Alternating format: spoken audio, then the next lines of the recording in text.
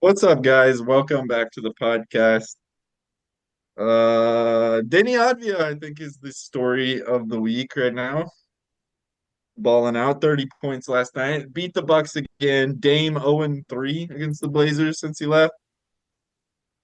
What did you guys think about that game? The Blazers should play the Bucks every game. They get up for the Bucks. It's exciting watching them play the Bucks. Uh, it's just fun basketball.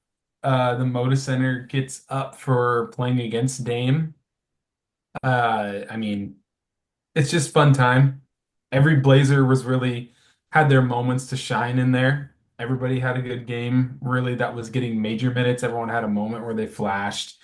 Klingon didn't play that many minutes, but he flashed. Scoot had his moments. Shaden had his moments. He was going for some highlights. He Come was on, don't bury the close. lead, Colton. Anfernee Simons, the protege, getting the best of Dame again. Don't discount him here.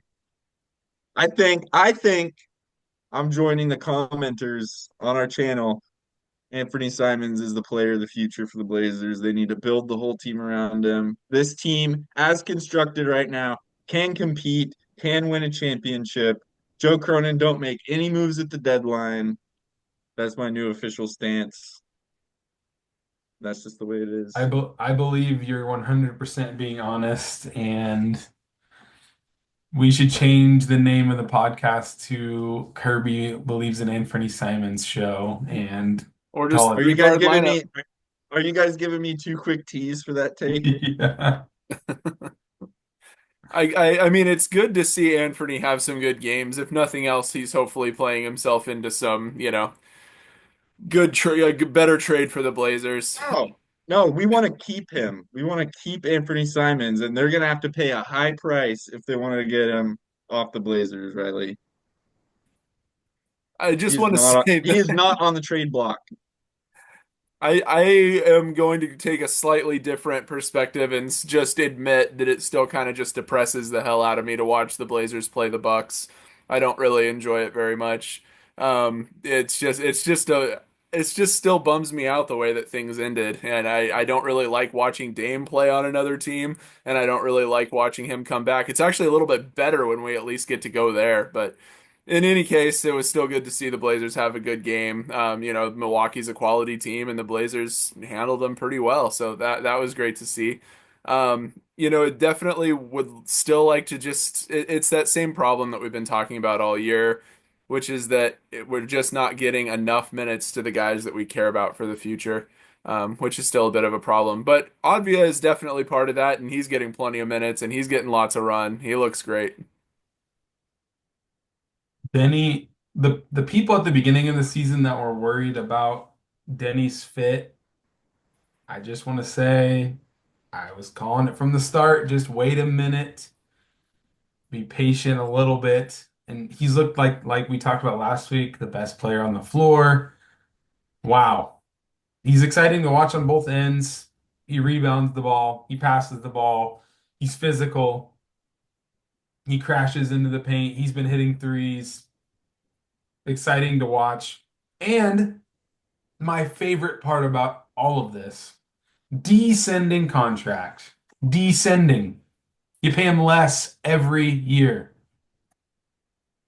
Joe Can we was just cooking keep that on that going one. in perpetuity? Just every year we keep him, the cheaper he gets for the rest of his career. Joe was cooking on that one. Can't lie. Can't knock him for it.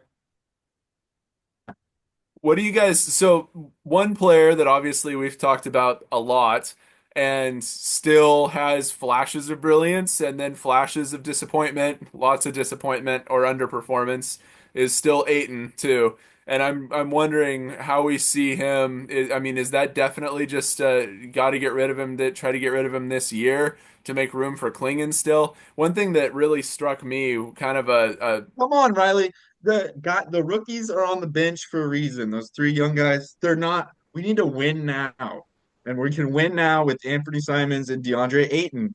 And if other teams want our win now players, they're gonna have to pay a big price. These guys are not just giving them away. Okay, these guys are. Look, they're 5-5 in the last 10 games. They're 3-0 on the Eastern Conference road trip. This team can compete this year. This team can win a championship this year behind Anfernee Simons and DeAndre Ayton. And if some team wants to come along and offer some miracle package of young players and picks for one of those two superstar players, then that's a case in which I want to get rid of them.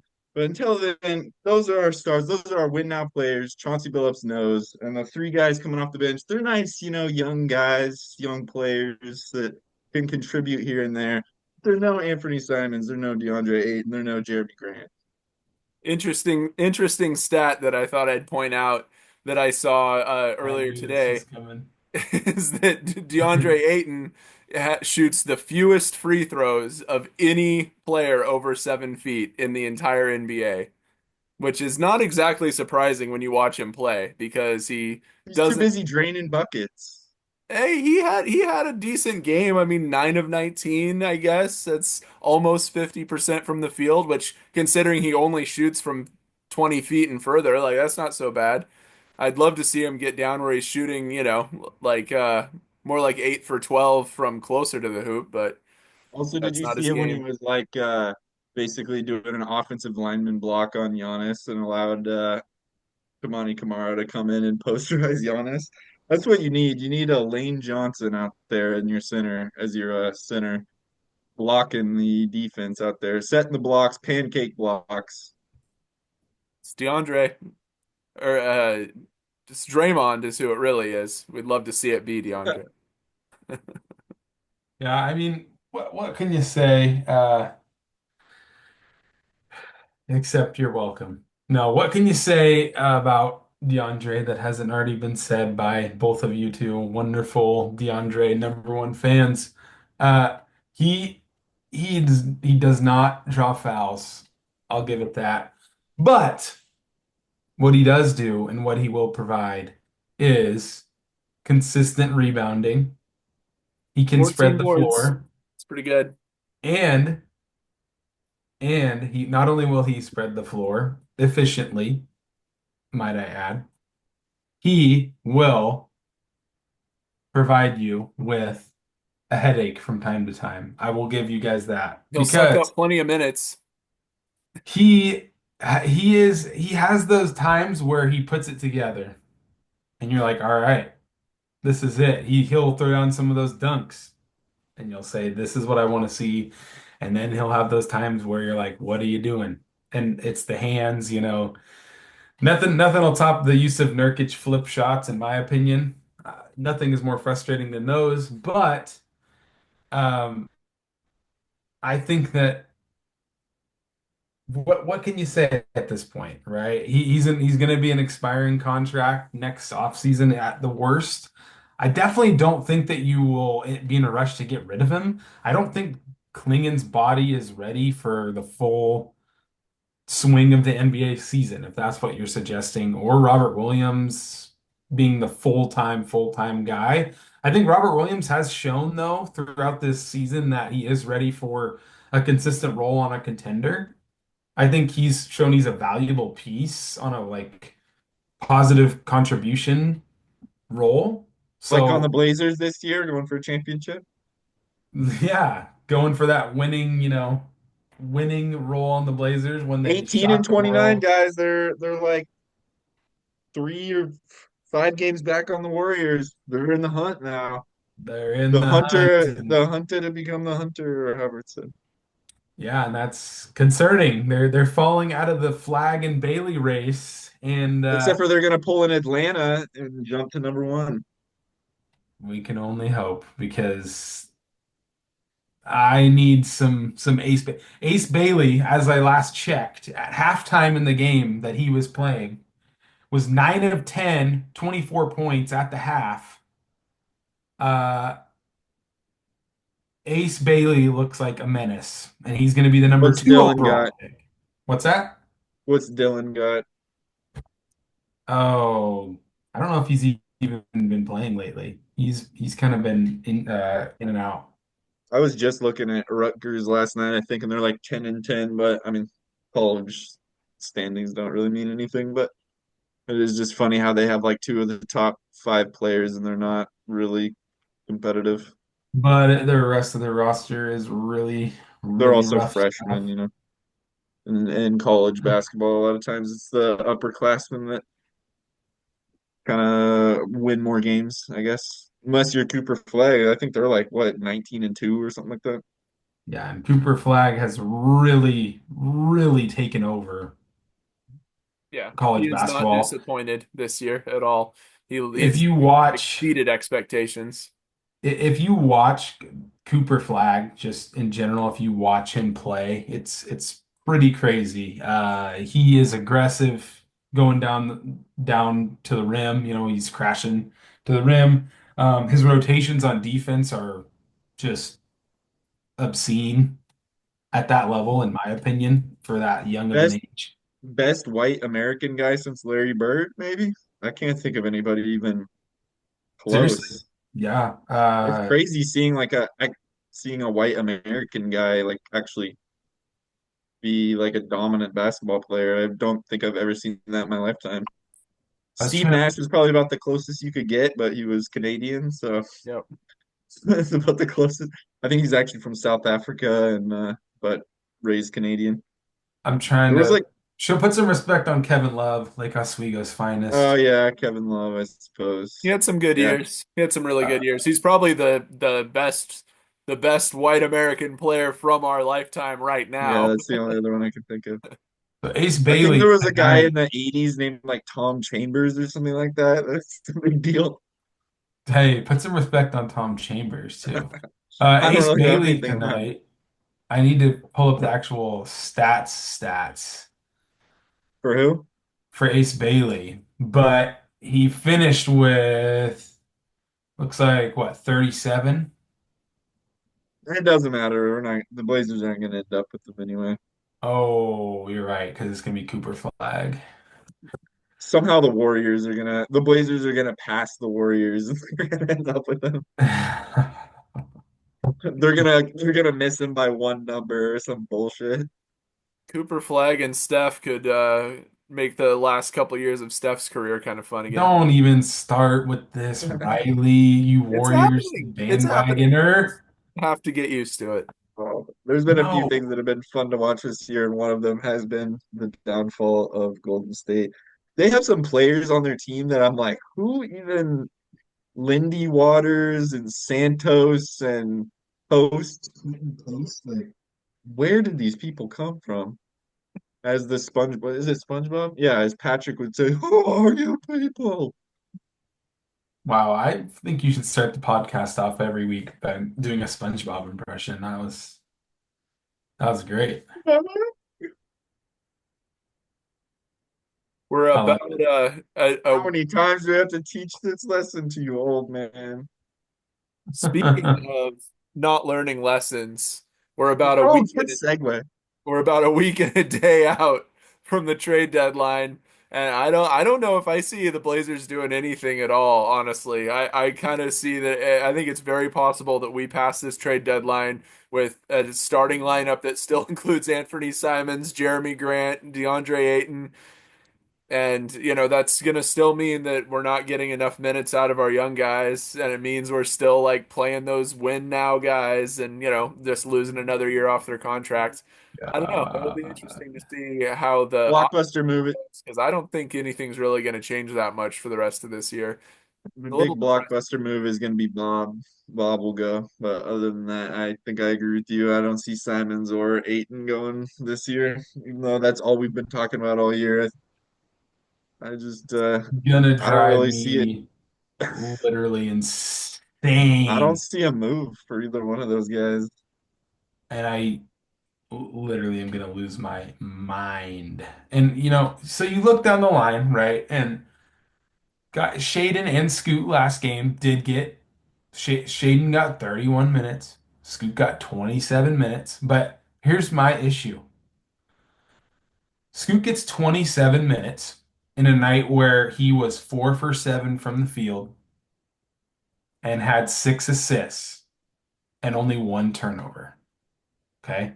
So he was 10 and 6, only one turnover. He was +2, and he only got 20, he got 27 minutes, and he's 20 years old. He should Simons be was too getting busy schooling 36 minutes. Dame.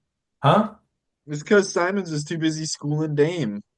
Why I take him get out? that. I get that. Here's my thing. So you're gonna have to make a decision at some point, or else what are you doing? I guess you're just waiting another year. And when are you gonna make the decision and what are you doing? Maybe we're just What gonna let all of their contracts expire and they just leave without getting any return on them at all. that's my point. Like what that's I guess what you're gonna do. I don't No, know. they're gonna re-sign him to bigger deals. Oh They're yeah. gonna re-sign Simons and Aiton to max contracts because they're clearly the building blocks in Give Joe's them eyes. I big don't I extensions don't with no trade clauses, I please. don't think that's the case. I mean, I think that they are getting pumped up the value here, but it's like Jeremy Grant only got 16 minutes, right? So, He Well, hurt he his got hurt. ankle. Yeah. oh, that's right. That's right. That's right. That's the box score speaking to me, but I do remember that. So, but that comes into play for there's how Shaden sneaks in there and gets 31 minutes. So if Jeremy doesn't get hurt, does Shaden get 31 minutes to Scoot get 27, right? So those guys that were your two lottery picks that you got that you had to tank for to get the last couple of years. Donovan Clingan, your lottery pick from this year, got 11 minutes. You look at any other so-called rebuilding team that's been tanking the last 30 years, none of those three guys are going to start. It's still just it's not enough minutes. It's like I feel like they're trying, and I think in some ways they've done a better job than I thought maybe they would of getting Scoot and Shaden, especially minutes, even though Anfernee's still starting. But they're not Yeah. getting enough meaningful minutes. They're not getting enough shots. They're still the ball just can't be in their hand frequently enough because it's got to be in Anfernee's hand. He's playing a lot of minutes, and yeah, just in terms of like meaningful minutes, possessions that are designed for them, they're not the guys. It's still Anfernee's team for sure, and yeah, You know it's what's not happening enough. though? I'm burying the lead right now because I'm trying to pump up their value because that's exactly what Joe and Chauncey are doing right now. I mean, that's the reason that they're benched those young guys and they're playing Simons and Grant and Aiton all these minutes. I was trying to sarcastically make my point here, but they're trying to make them look competitive and like these are guys you can compete with. And Blazers have went on a 3-game road trip and won all 3 games against the East, and they've beaten Dame and the Bucks. It's like that's what I know, the but message they're trying to present to the league right now. And like, I'm fine with that. then you're saying there's not a deal here for any of these guys, and they're going to be on the team the rest of the season. So then they're trying to do that, but then if that's the message that you're saying, well, then what? Do you after the deadline, do you immediately switch courses? Because if not, they've been used to this shot diet. So the rest of the season, do you just continue this route or do you switch course? I don't think you're going to They're switch gonna all course. have knee tendonitis or I don't think they're tendinopathy going to want to after the keep trade doing deadline. that. They're going to start trying to pump up their value for the off season is what it's going to be. That's what I'm worried Yeah. about is that we're always just kicking the can a little bit further down the road. Like, okay, well now it's got to be, getting I mean, because we've been talking about this for like 2 years. And so, the beginning of this season, it's like, okay, well, we're going to have to play them to up their value by the trade deadline. And now it's going to be for the off season. And I don't know. Clearly a concerted effort, though. I mean, this has completely changed in the last like 2 or 3 weeks, where all of a sudden all those guys are starting and getting heavy minutes again, and I don't think that's just random. Like suddenly No. they think that they can compete. They're clearly trying to make a move here, and it might not work. Yeah. But I mean, I was being sarcastic when I said that this team is going to. If you guys couldn't tell, I hope you could tell, but I was being sarcastic that this team could win a Were you being championship this year. I sarcastic? I think couldn't tell. that's the message that Joe and Chauncey are trying to send the rest of the league right now. Like, come pay a somewhat high price for these guys, and if you're lucky, you might get one of them. Yeah. No, I don't think you're wrong. I'm just curious to see if anything comes of it because so far it's looking like the market is slim. Yeah. I really do think though at this point, really, if you go down the line and you move one guy, and it's going to be the guy that makes the commenters the most riled up. It's gonna be the Anfernee Keystone move. That would just open things up.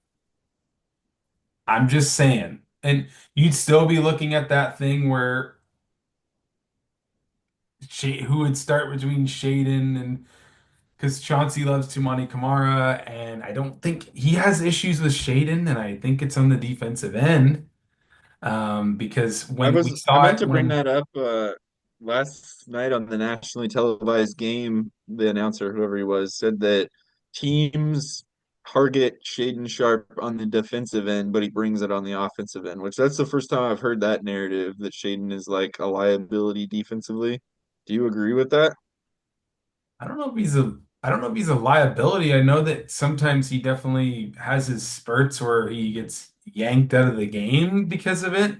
Um, but I don't know. I mean, last night, for example, he was a plus 10, but I mean, up and down the lineup, everyone was a plus minus positive, so can't really It's just gauge it because the off Bucks that. suck. Yeah, the Bucks got blasted. I do Uh, kind of want to talk about that for a little bit when we get the chance. Just for sure. bask in the glory that is the Andre Jackson Jr. and Brooke Lopez Yeah, lineup. we should. I don't know like the league wide like definitely his athleticism probably isn't perfectly used like as the 6'6" two-way lockdown guy. I don't think. But I think that there's definitely been some issues there where Chauncey has yanked him, right? And who else is on the court that doesn't get yanked that maybe has some major issues as well that definitely could get yanked that we could be all looking at, right? That plays every game no matter what. That we Um, want to get traded to the Orlando Magic as I soon as mean, possible. you know what I mean? Like there's a guy that's maybe a way worse defender than him. Making Um, 100 million. yeah, I mean, I'm just saying, like, and Anfernee is, usually, that consistent offensive engine. He wasn't earlier in the season. Uh, Tumani does, he is that guy on defense, and that's why he's had that consistent role in the starting lineup. Even when his offense was really struggling for a little stretch there. Even Dame was giving him props. I don't know if you guys saw it. He was shouting out Tumani Kamara um, because Tumani is just that matchup guy out there. But it's just, man, they gotta give him that slot in the starting lineup. I think Scoot has had a stretch where, man, and he had a couple games there where he just wasn't playing a lot of minutes. Came off that 5 game stretch where he was lighting it up. Then he had one game where he had foul trouble, so he didn't play a lot. He's had like one dud game that wasn't like a minute game in the last stretch, if you go back and look. And then there was like one where it was a foul trouble game. I don't know. Kind of This is my just my rants, the Yeah, ramblings of my me. thing with Shaden is that there's just no good reason for him not to be great on defense. And I don't know if that's, just a matter of something he's going to have to get better at, or if it's a focus issue, or if it's just something where, it's not working with the he's not working with the game plan, in terms of like the what the coaching is telling him to do out there. But yeah, there's no reason that he shouldn't be a really solid defender, with his athleticism and physical gifts. And he's smart too. He's a smart player. I mean, I've seen him, jump a passing lane and get a perfectly timed steal, but you got to know when not to do that too. That game-winning block he had last year, I think, the where he closed out on the three-point shooter and blocked the shot, that was pretty cool. You can do some crazy stuff. Yeah. Yeah. Well, do you want to say the Bucks? What was your thing you wanted to touch on with the Bucks other than your I don't even individual know. I was just players? thinking, I don't really even know what there is to say. I mean, it's all been said before, but I, it's just insane looking at their box scores every game. And Giannis, has 40, Dame has 30, and the rest of the starters have like two. It's just just want to insane. stress, keep reminding yourself that you got some of their pick swaps down the line. Just always remind yourself that. I think they were in, so they had like a bunch of foul trouble last night too. And like if two of their main guys, gets in foul trouble, then who are they playing now? Then Pat Connaughton has to get extended minutes, and Doc Rivers is oh man, what? I don't even remember who it was. Somebody tried a lob pass, and Aiton just ate that shit up. He just like took it out of the air as soon as someone threw it. And Doc Rivers just like hunched over with his hands on his knees. Like he couldn't believe what he was seeing. That was comedy. I feel so bad for Chris Middleton though. What a fall he's had. Box score reads 15 minutes, 0 of 2 from the field. How many fouls? He had like three in the He first had three quarter, I think. fouls, 0 points. Yeah, you got That's completely. Yeah, it's used to crazy. be. Their record is way better than I thought it was gonna be. Just now, I checked. They're still 26 and 19, still fourth in the East, home court advantage in the first round if they hang on to it. Um, if Dame and Giannis are both healthy in that first round, I mean, they could potentially squeeze past like the Pacers or something, but I don't see them getting much further than that. It's going to be tough because those top three teams are all loaded. Just so much depth, and that's the exact problem that the Bucks have. You can only do so much when you're going against a team that's like nine deep, full of studs. I mean, those two guys are just so good. They really are. I mean, they're amazing to watch. I was watching that game the other night where Dame had 6 points in 1.1 seconds at the end of the half. And I mean, he's just an incredible scorer. He still is, but man, it falls off quick. And you're totally right that as soon as they come up against any team that's well coached, well put together, has any depth, they're done. I mean, they it's very possible that late game heroics will get you through the first round with home court advantage, but not beyond that. What are you talking about? They won the NBA Cup. Their What cup do you guys think? What happened to their depth? I mean, just a couple years ago, that did they just age out, or did they really trade? 'Cause it doesn't seem like they traded like a bunch of their depth necessarily with Dame. It was pretty much Drew they and Grayson aged Allen, out. I guess. And yes, they aged. I mean, Brooke Lopez is now a statue. And Middleton is another one. I mean, both Middleton and Middleton. Lopez were good a few years ago, and neither one of them are even serviceable now. Bobby Trying Portis to, is injured. I'm trying to think of who else is on like that championship team. Did they have PJ or Jay Crowder? I always get those guys confused. Same deal. They're both the same player, but they had one of those guys. Pat, I think, was contributing Was somewhat on on there, that yeah. team. Man, who else is on Bobby, that Bobby team? But Portis, he was big, but he's injured in this stretch here. Um, but yeah, obviously They're Drew. Drew they're was and Drew was they're huge. done though. I mean, they are in a lot of trouble. Like, I mean, what does the next couple of years look like for that team? There's no way they're gonna figure it out or like get. Giannis is gone. Yeah, I mean, they don't have like pieces to trade other than their stars. I mean, what are they going to get for Middleton? What are they going to get for Lopez? What are they going to get for Pat Connaughton? I mean, they have to trade either Dame or Giannis or let them walk. Um, and yeah, Listen to this, that's a the bad situation roster, to be the 2021-2022 Bucks roster. They had Grayson Allen, they had the Antetokounmpo brothers. That's who they're missing. They're missing Yep. Thanasis. Messed That's up. the big loss. No, but Javon Carter, I don't think he's really much. Pat Connaughton, they had DeMarcus Cousins, legend, Bench probably guy. aged out. DiVincenzo. Who did they give up for DiVincenzo? He went to New York. Who'd they get back from? I don't even remember. I don't think it was a free agent signing. Langston Galloway, no, but George Hill, another one that aged out. He was a rotation guy. Drew Holiday, better than Dame. And then closing out this roster, Rodney Hood, another Blazers legend, and Serge Ibaka. So it is a lot of these guys are no longer in the league, and that's because they're retired. And then yeah, a few guys like DiVincenzo who and Grayson Allen, who they did move on from, who would still be rotation guys if they had them.